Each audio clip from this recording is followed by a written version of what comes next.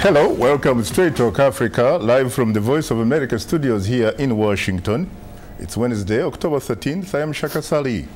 Today, we'll take a closer look at the global response to the United Nations report on the alleged crimes against humanity committed in the Democratic Republic of the Congo. The United Nations High Commissioner for Human Rights earlier this month released a 550-page report listing over 600 serious human rights violations committed in the Democratic Republic of the Congo, or DRC. In the late 1990s, my Paul Ndiho was embedded with the Ugandan and Rwandan troops and recorded the killings in eastern Congo. We warn you that some of the video is very graphic. Viewer discretion is advised. After interviewing more than 1,200 witnesses, analyzing more than 1,500 documents over 2 years, the United Nations recently released a report detailing massive human rights violations in the Democratic Republic of Congo between 1993 and 2003. The report says tens of thousands of people were killed and many others were raped and victimized during the decade of war. The mapping of the events that occurred during that 10-year period are significant because the consequences are still evident today. Because these crimes have never been addressed, justice has not been delivered, there has been impunity and lawlessness. So very many rebel groups have cropped up who continue to take the law into their own hands. 7 African countries are named in the report, but Rwanda and Uganda are singled out for the mass killings, rapes and possible genocide of Hutus as they allegedly pursued them into the Congo. Rwanda reacted angrily to the report and says they reserve the right to review the relationship with the UN. Rwandan Foreign Affairs Minister. In fact, the eventual pullout of our troops would not be the only thing we would do if Rwanda was ever to find in this report that there are accusations of deliberate killings by the same troops that are keeping peace all over the world. We intend to take further action. Impetus for the report came after UN peacekeepers in the DRC discovered 3 mass graves in the country's northern Kivu province in 2005. The report also examines options for truth and reconciliation and for bringing those responsible to justice. Jonathan Elliott is Africa Advocacy Director for Human Rights Watch. It's great evidence that impunity actually creates more violence. If you look at sexual violence, for example, it's a major problem now in eastern Congo and probably worse now than ever. It's started way back in the 1990s, and if it actually had been taken in the 1990s to prosecute those responsible for sexual violence, perhaps the next generation or the next commander might have thought twice about committing those crimes. From 1998 to 2001, I was embedded with Ugandan and Rwandan forces in the Eastern Democratic Republic of Congo.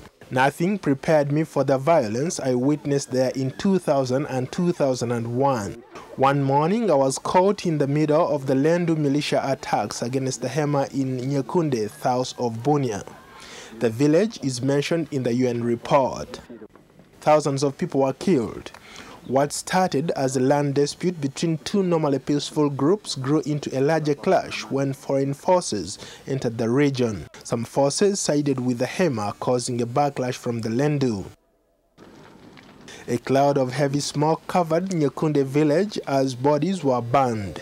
The Lendu militia also invaded Nyekunde hospital, where hundreds of people were hiding, and cut them into pieces. I saw several mass graves and the Hema armed with bow and arrows ready to defend their village. And this is just one story from the Congo.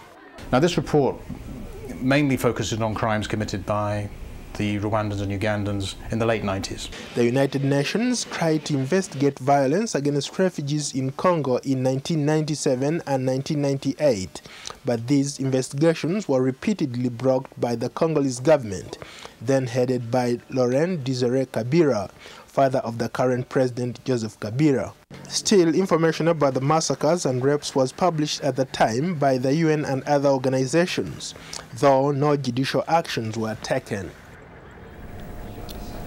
Thank you very much, Paul. Now, for more on the human rights violations in the DRC, I am still with Paul Ndiho. Good afternoon, Paul.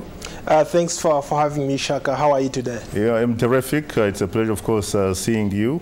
Talk to me, Paul. You say, first of all, that you were embedded with both the Rwandan and Ugandan troops.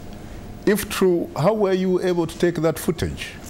Well, thanks, Shaka. First of all, let me say that at the time when that massacre happened in Bunia, in Nyekunde near Bunia, I had spent almost a week there, and the night of the massacre, I'd actually spent a night at one of the chief's place called Chief Kawa Pango, who was a Hema leader and who lived in the Nyekunde village. So what happened that night was I had spent a night at his place, and overnight I had screams of people, young kids, babies, women crying, and in the morning I decided to wake up and follow the crowd. And like we walked for about half a mile. When we got to the location where the massacres were taking place, what I witnessed was just horrible. There was smoke all over the place, people crying, and I decided to, first of all, I stood there and wondered whether I should record or not, but I decided to go ahead and record what was taking place, and some of the images you just saw were happening in real time. Did you, in fact, broadcast that footage on local television in East Africa and particularly in Uganda? And if so, what was the reaction from the public, and what about the government? Yes, we did at the time, but of course there was the footage that we used was heavily edited. But after airing what I aired, I got a lot of reactions, a lot of callers from people that I didn't know, especially from Human Rights Watch, Amnesty International, the U.S. Embassy in Kampala, and all the other NGOs. Everybody wanted to know what had really happened. And I think that footage helped to play a role somehow, because it ended up actually changing the public opinion of what was going on in the Congo. People had heard about these massacres, these killings in the Congo, but they didn't know exactly what was going on, how these numbers add up. When we talk about Congo, they say 5 million people have died, but they didn't know how certain people had died. And so seeing those images was something that helped to galvanize the international community, and people started calling in, and action was taken. That's how the UN in 2000 decided to come up with this resolution to send UN peacekeepers in the Congo. What about the reaction from the government? Obviously, I don't think they were amused by your footage. Were they? Absolutely not. I mean, even taking those pictures, I was taking great personal risk because at the time, if anybody had identified me as recording what I did record, I'll probably not be here today. I think what happened was I used my journalistic instincts. I had gotten some tips from my dad, who had been in the military. He told me what to do in case anything happens to me. So I went there knowing that it was a risky thing that I had to do, and I had to take all the necessary precaution. Now, having, of course, looked through the recent UN report, do you feel vindicated that you actually did your job the best way that you could have done it? I don't think I would say vindicated, but I'm happy that the report is finally speaking to some of these things that you just watched. I think it's important that as a reporter, when you are on the ground and you see certain things happening, especially atrocities like this happening, it's your responsibility and duty to do what is expected of you. Thank you very much, Paul, for your insight. A pleasure talking to you, Shaka.